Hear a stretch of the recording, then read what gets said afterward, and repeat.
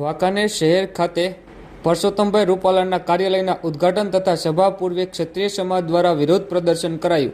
Police દ્વારા તમામની અટકાયત કરાઈ.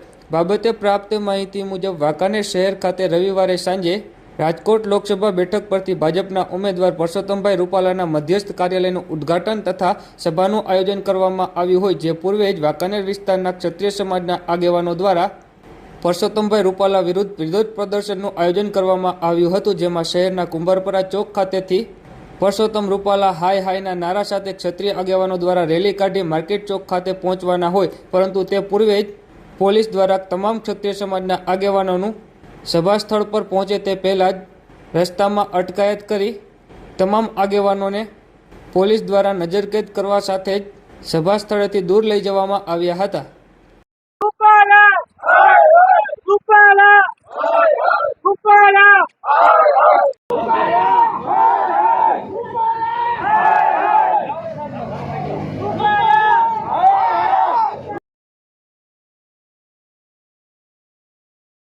રૂપાલા સાહેબની સભા છે અને એના માટેની બધી તૈયારીઓ ચાલી રહી છે.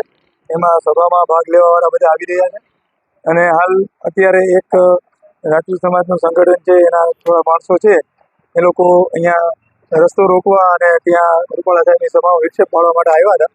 તો હાલ એમને પોલીસે ડિટેન કરી અને સેફ સ્થળે રાખેલા છે.